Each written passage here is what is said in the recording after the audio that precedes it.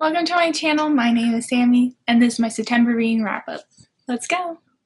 Month of September already over, which is insane. But honestly, I'm not mad because that means it's October. Spooky time. I love Halloween. I'll do a close-up of my nails. They are so stinking cute. They got a little ghosty and just very fall 70s vibes. Got them from Glamnetic. They're just press-ons. Obsessed. I love these nails so much. I never want to take them off. But eventually I'm going to be sad. I did really good this month. I read 6 books in the month of September, which is double what I've been doing these past few months, which I am very proud of myself because I'm trying to reach my reading goal that I've set for myself this month. And I finally feel like, because it is officially fall time, I already feel more in the mood to read, even though it's still like 80 degrees outside. Also, look what my sister got me. It's a ghost pillow. I love him. He goes right there. Okay, let's get started. Here are my statistics from Storygraph. Of the month of September, I read 6 books, 2,064 pages, average rating 4.17. I had 3 5-star books this month, and my main genres were mystery, historical, and fantasy. Okay, so the first book I read in September is Everyone on This Train is a Suspect by Benjamin Stevenson. So this book is actually the second book in a series. Oh, it just says the series is called Ernest Cunningham, which is the main character in the book. I guess that's just what the series is called. So the first book I actually read this year in February. It's called Everyone in My Family Has Killed Someone, which that title right there got me. And then I found out that a second one came out, and Everyone on the Train is a Suspect. I initially was like, this has to be like Murder on the Orient Express vibes, and I was already sold. And also in there it does really say that Murder on the Orient Express by Agatha Christie was a very big influence for him for this book. So any mention of Agatha Christie, you got me sold. I'm reading it. Like, if you put in your book something related to Agatha Christie, or gives Agatha Christie vibes in any way, I'm reading it. I'm a simple gal, okay? So this series, I'll give a very brief synopsis of this. There's no really any spoilers for this second book of the series, but the overall vibe of the series is the main character himself is the narrator, and you're reading it as if this is a book he wrote. This is really hard to describe. The main character is the narrator, but also you're like reading the book that he's going to publish in the book. It's kind of confusing, but once you read it, you understand, and it's super fun. It's not confusing at all, and I absolutely love this series because of the main character's sarcasm. I love it so much, and also it feels really like he's directly talking to you throughout it. It's very interesting. I love too is sometimes he'll have literally 1-sentence chapters of being like, oh, something his ex-wife, and then he's like, I don't want to talk about it, and then it's the next chapter. Cracks me up. I love a good murder mystery that also is making me laugh out loud. Literally. So, the premise of this book, Everyone on the Train is Suspect, there's some kind of literary event going on, and they decide to have it on a train. And obviously, murders happen, and our main character solves it. And I do feel like I did enjoy the first one better, but that's just because it was my first introduction into this world and this character, and I just highly enjoyed the first one. But I did really enjoy this one, and I do have to say, these ones, I don't know what was it Benjamin?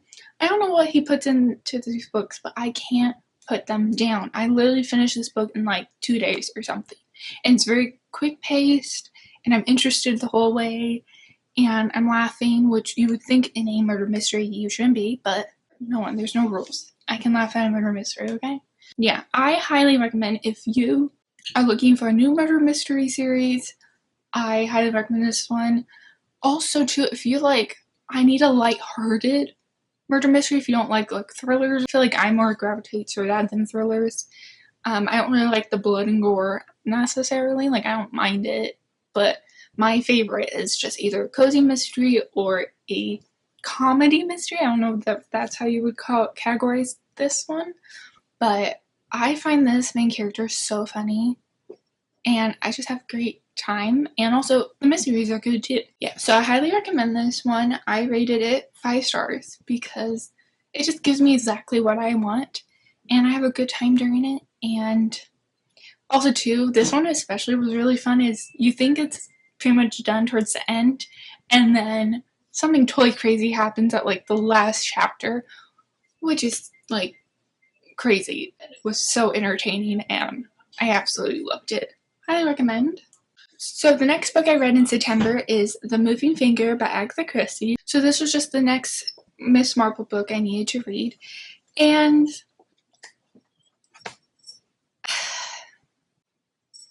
I feel like that's my review. This one I struggled with. I just feel like I already know Perrow's my man. I love Haiku Perrow series more than Miss Marple, nothing against her. I just feel like Haiku has a very special place in my heart, and I just feel like I still haven't gotten to know Miss Marple yet. And I feel like a lot of her books that I've read so far, I haven't read all of them, she's not in a lot of it. And I'm really mad about it. I want her in the whole time. I want her in the whole book.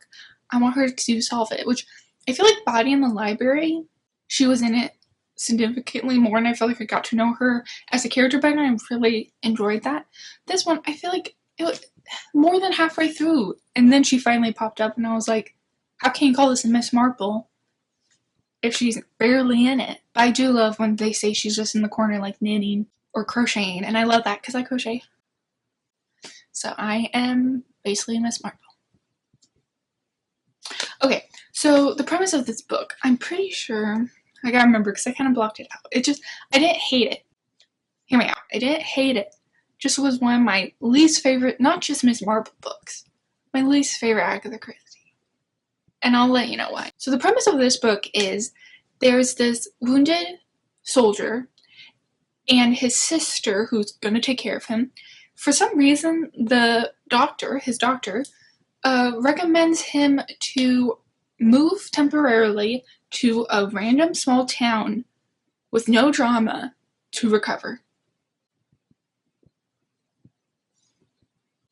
I don't know about you, but I felt like that was really weird doctor advice. What? And also, I don't know if there's, this is different times, this is dated. I'm pretty sure it was around the 30s or 40s. So I don't know if that was just, like, people had the money to just temporarily move to a small town to recover and then move back home. I don't know. That was interesting to me. I found that very interesting. Of course, nothing goes according to plan, and the small, quiet town that they moved to turns out isn't as quiet as they thought. So basically, this town starts receiving these horrific letters given to all people throughout this whole entire town. And they try and figure out who did it, and in the meantime, someone gets murdered. That's all I'm going to say, because this book I struggle with, because that premise, I'm like, yes, that sounds very interesting. These horrible letters that's full of either real dark secrets or just made up stuff, and kind of like, who's doing this in this small little town? Is it a stranger? Is it someone everyone knows? It's very interesting, and it was very interesting to learn too about the community, all the different kind of characters in this small little community was very interesting. But more and more I read into it, I just fell out of interest. Something that's in this book that isn't a spoiler kind of rubbed me the wrong way. Maybe it's just different times, you got to remember that too, is this book was written at a different time, so maybe it reads different now, than when Agatha Christie wrote it. So the main character, the man, they never really, I don't know if they really said his age, but he kind of, I'm going to just say it, grooms a young woman. He kind of kind of aggressively goes after a young woman that I think is significantly younger than him, and kind of was like forceful with his feelings, even if she didn't feel the same way, he didn't care. I don't know if I articulate that correctly, but that rubbed me the wrong way, and I kept getting kind of creeped out. And I was kind of hoping that the girl would kind of like, Rue. My cat's playing, I'm sorry. Where was I? I just felt like I was waiting for the moment for the girl to stand up for herself and be like, I don't need you. I don't want to be with you. Leave me alone. Sadly, that did not happen. Sadly, it did not happen. Yeah, so I rated this 3 stars. Not my favorite. The mystery part, that stuff was really interesting. The romance side of it creeped me out. Just being brutally honest. There was another side romance that I was actually happy for and I thought was very sweet. The main character and this young girl, I thought, was gross. Because I am so serious. There is literally a line when he's like, he asks her to marry him and she says no. And he says, well, I'm going to keep coming back until you say yes. The girl said no. She said no. So that means no. Leave her alone. Maybe, I don't feel like the book is what I hated. I just hated the main character. I forgot his name. I don't care. Honestly, if you're not like me, I have to read all of Agatha Christie books because I want to, even if they're not my favorite. But I would say don't start with this one. Leave this one for the end. Or just skip it. Because it was okay, but it obviously was probably so far my least favorite of Agatha Christie. Sadly. This one creeped me out. Gave me red flag alerts. So this book I'm gonna say is red flagged. Okay? So if you're gonna read it, just know. Just, you have been warned. It's a good book. I like the mystery. I just didn't love the romance. The very high age gap and forceful. So, the next book I read is The Rose Code by Kaye Quinn, and this is a historical fiction. And I've been seeing a lot of book girlies have been loving Kristen Hanna, which I've only read one of her books, The Nightingale, but I really did enjoy it. And I feel like if you're looking for another author similar to Kristen Hanna, I would highly suggest Kaye Quinn. I've read 2 of her books, and I highly enjoy them. They hit to the core of like this. It feels so real because a lot of her characters she does based off of real people in real life. And a lot of the things that take place really happen in history. So obviously it feels real because it did really happen. Just maybe not in the exact way she wrote it. But she does take a lot from real history, and I really enjoy that because I feel like I learned about stuff that otherwise I would never have known. So the first book I read of hers was The Alice Network, and I really did enjoy that one, and there's still characters from that book that I still think about to this day. Same with this one. I will never forget these characters. They're embedded in my brain and my soul. I don't know what she does, but her characters just become a part of me. I know that probably sounds dramatic, but which I love at the end, her author note, she always describes like what characters were based on what real people and what events and stuff, and also sometimes she has some pictures of the actual thing she's talking about. And oh my gosh, if you have not tried historical fiction, try Kaye Quinn, please. So this book takes place during the 1940s, the war with the Nazis, and basically this is about, I'm not sure how to say it because I just read it. That's always a hard thing with reading, is you read it and you're like, wait, I never actually had to say it out loud. I'll put it up on the screen. Bletchley Park. I'm gonna go with that. That's probably totally wrong because I don't know how to say anything correctly. He's done. You like The Rose Code? It was a good book. So this book follows 3 women. Their paths kind of bump into each other, and they kind of find a unlikely friendship with each other, all coming from different walks of life. and they all all fall into the career of becoming female code breakers during the war. And so their career is very secretive.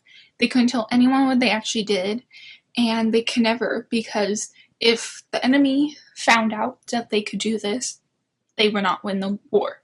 And I just looked up to them so much because I can't keep a secret from my life.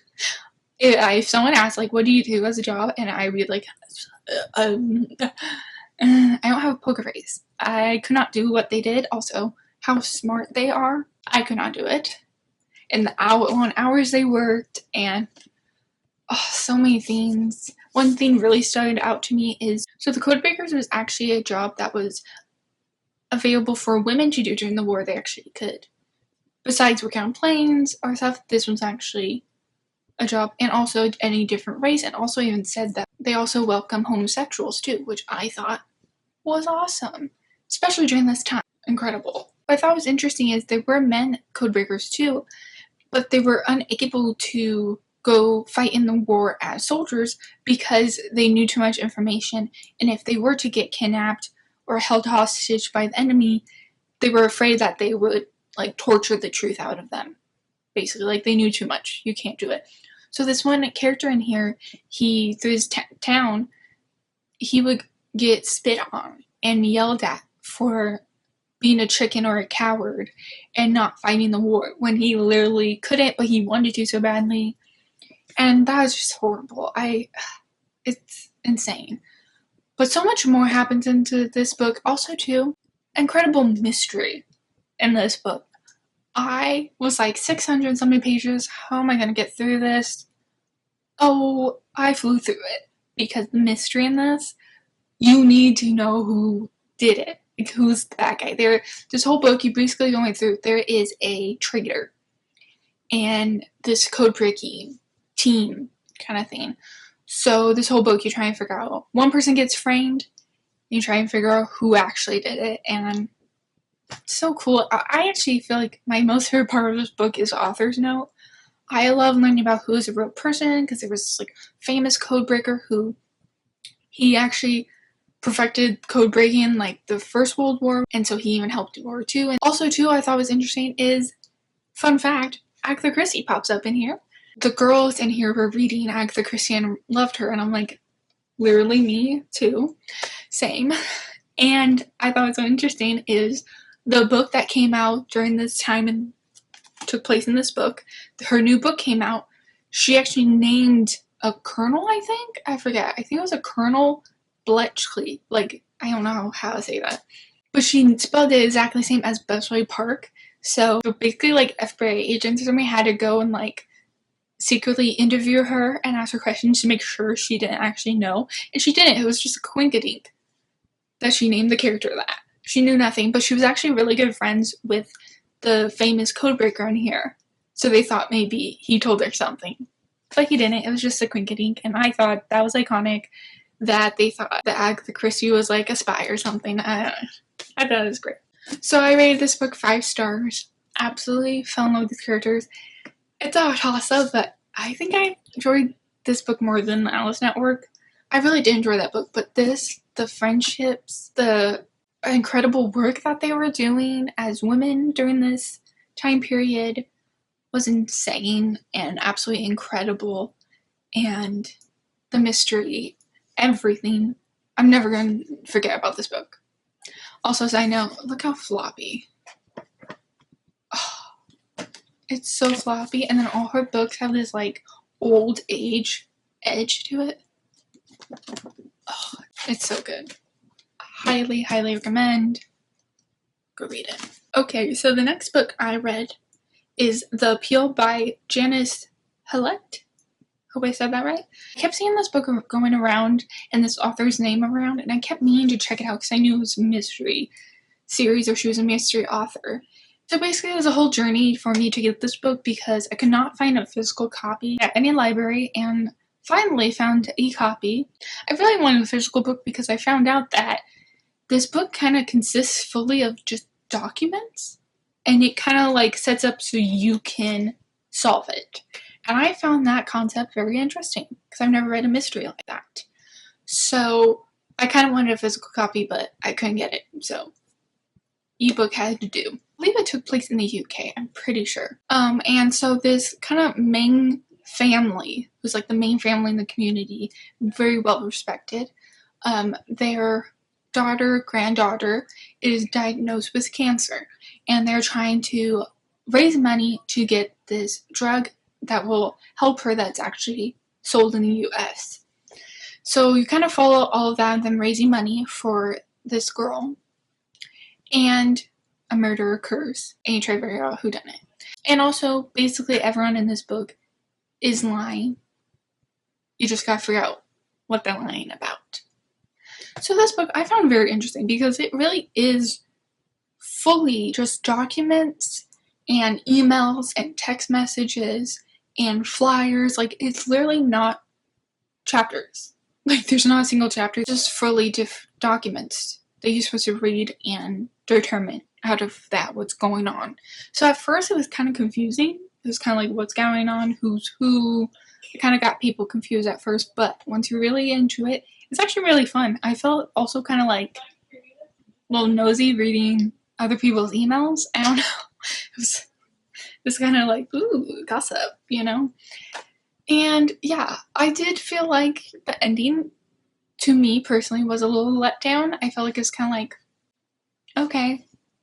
It wasn't like a, you know? And I love a good ending, you know? So I rated this one 4 stars. I don't feel like I could have guessed it. It might just be dumb and I didn't get it.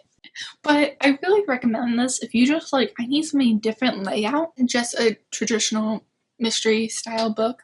I highly recommend it. I found it very interesting. Also, if you are big into theater or plays, they are rehearsing this whole book. They were rehearsing to do a play in their community, and I thought a lot of people who enjoy that might enjoy it. And yeah, I'm really curious to try out some of her other books. I think I saw that there's actually a Christmas novella that is like called like The Christmas Appeal or something. So I think it's supposed to be taking the world of this book with the same character, I'm guessing. And I'm really excited to check that out for Christmas. And I am kind of curious if her other books are similar to this layout or if it's just this one book. Found it very interesting. I can't even imagine how much work it took to not just like write out, okay, this is all the characters and what's going to happen, but then to put that into documents, emails, you put this little clue here and that. Insane. I highly recommend checking that out. It's so interesting. Okay, next book I read was actually for my library challenge. If you don't know what my library challenge is, it's to read a book that associates with what's celebrated that month. So this month was Hispanic Heritage Month, so I chose the book What the River Knows by Isabel Ibanez. I hope I said that right.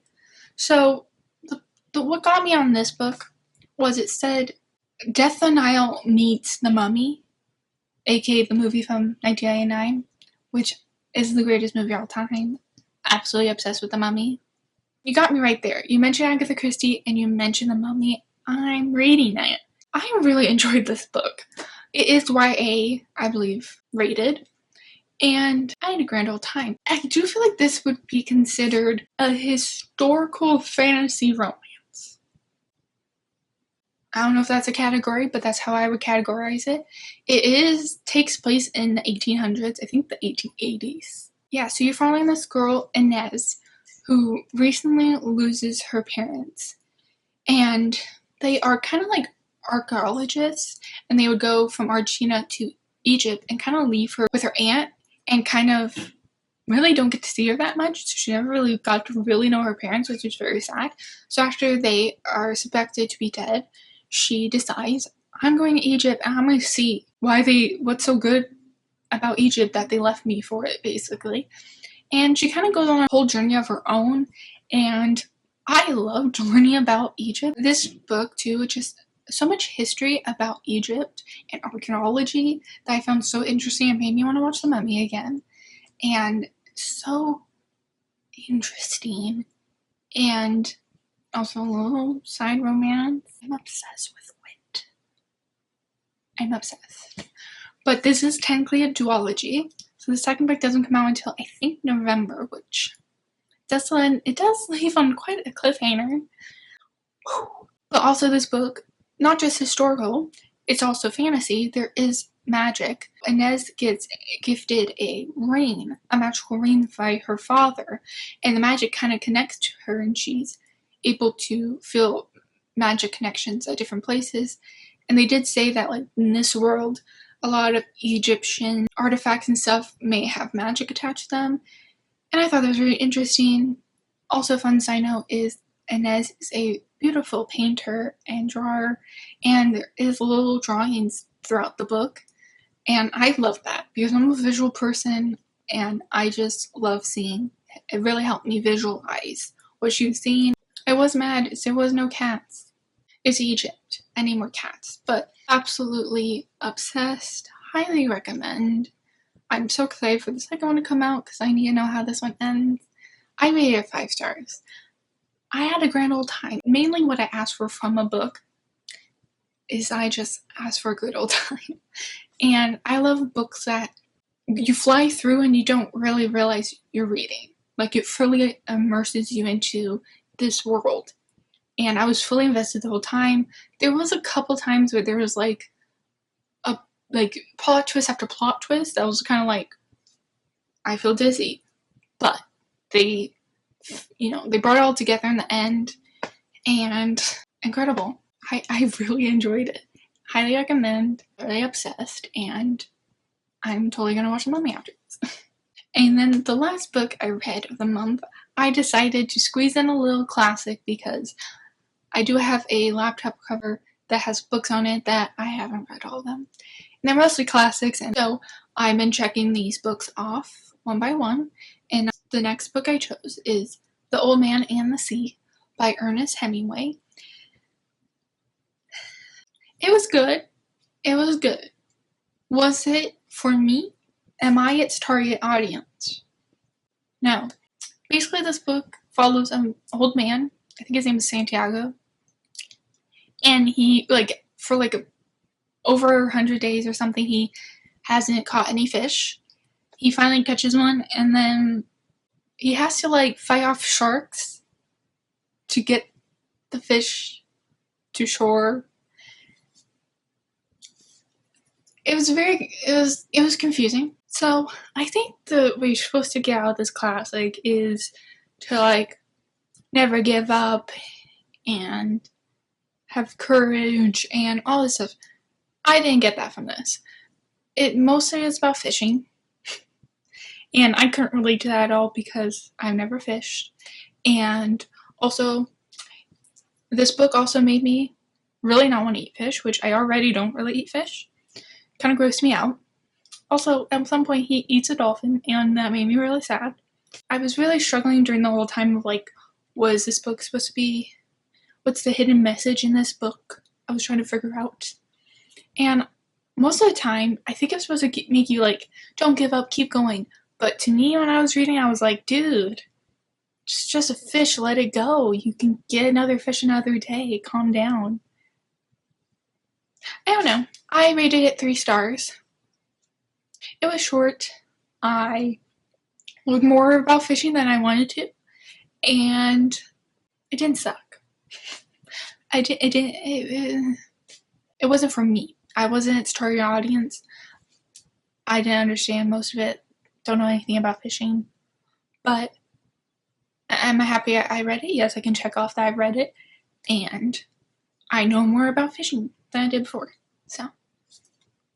And I can say I read an Ernest Hemingway book, which I don't think I have yet. Okay, so that's all the book I read in the month of September. Thank you so much for watching. Please like and subscribe. It means so much to me. And I'll see you in my next video. Bye!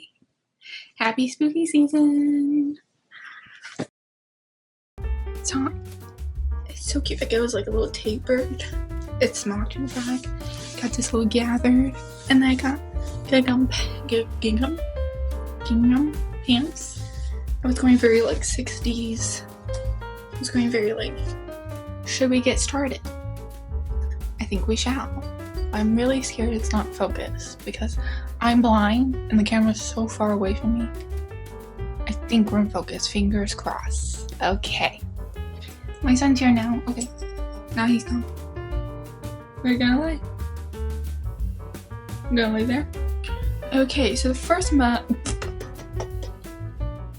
TJ Maxx. Pants Target.